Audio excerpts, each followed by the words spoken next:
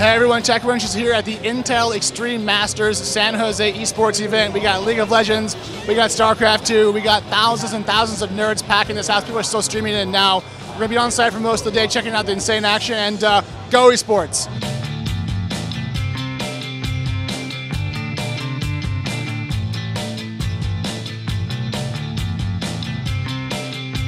So, you know, you play video games. Yeah. I've heard. You play on consoles and you play on PCs. Yep. And I feel like for a long time there was a real division between the two. It was like, I'm a console kid, I'm a PC gamer to the end of the world. Right. Now there's a lot more kind of like confluence.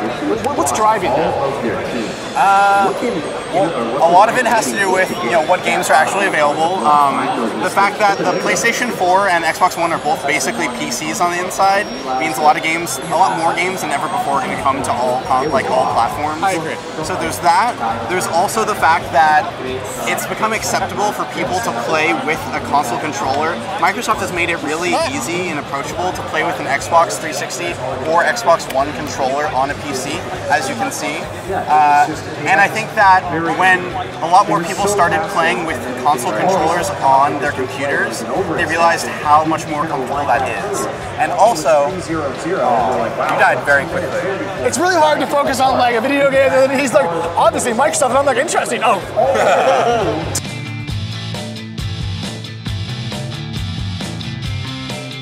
We are downstairs here at the SAP Arena at IEM San Jose. This is the Players Lounge. All the people that are playing upstairs come down here to warm up, to practice, hang out with their teammates, and often I hear play poker. We are here with the man of the hour, Liquid Snoot, who just won a game 2-0 against a Korean named True. Is that correct? That's correct. And if I recall, you actually lost to True earlier in the tournament and then came back to move on by beating him 2-0. Yeah, he was my initial opponent, and I lost to some very aggressive strats, some circling rushes, if you will. So that was a very disappointing series. When you go back and look at the games that you lost, I mean, is it difficult to find the flaws in your play, or can you quickly just be like, that's a mistake, I'll fix that, and I'll go for it? You know it as soon as you lose as a pro player. You just know that you messed up, and you know precisely what you should have done. So I have to ask, how long have you been a pro gamer now? This is my third year. Is it getting more fun or less fun as time goes along? I wouldn't say more. I don't know, it gets a bit of a different flavor. In the beginning it was kind of new and fresh, but now it's more, the things that were exciting in the beginning are maybe not that exciting anymore, but I still have a lot of things that I enjoy.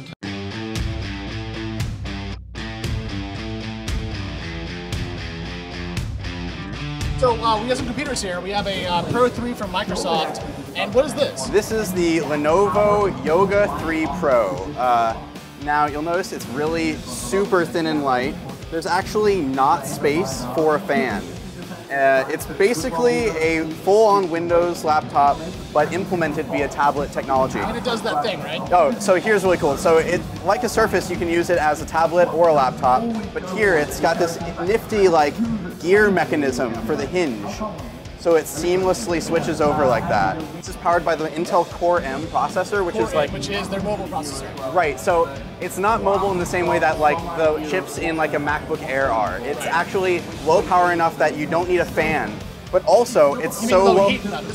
Yeah, but also it uses so little power, you don't need a traditional power supply. This is charged by USB. What? That's a USB cord that just goes into the side. That's how you charge it. So how sick is that? Can we steal this? I want one. Do you think they would notice?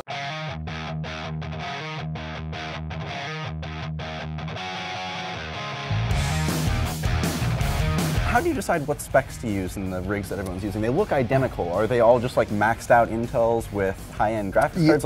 What do you pick hardware-wise? Well, we always show our latest best products we have. Okay. And this is our 4th generation Core i7 processors that we have in the tournament systems here in San Jose. I imagine that the rest of the specs in the machine match that. I mean, how expensive is the graphics card and RAM? Oh, it runs, probably runs in the 32 to 4,500 range, these type of systems. Oh wow. Yeah. So how many of these do you buy for an event like this? How many do you bring in? We bring in, from a tournament perspective, probably 100 to 150 systems.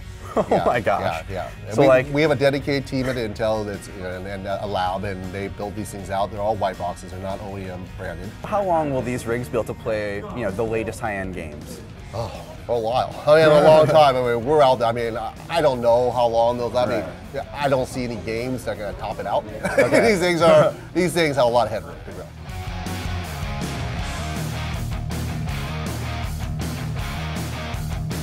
Kyle, what did you think of your day here at IEM? I've got to say, I love the energy of the crowd here. You know, unless you see it in person, it's hard to understand really what people get out of esports. But these people are just like as enraptured with like what they're seeing on screen as anyone is at a football stadium. Like when things get crazy, everyone is like cheering. The signs all light up. It's really exciting. And it's kind of like a carnival. I mean, there's so much other stuff here to do. It's not just like you have to sit in your seat all the time and watch the games. There's like weird cars and stuff. I mean, it's really kind of a fun, put together event. I enjoy it. Anyways, that's all for now. Thank you, everybody, and keep gaming.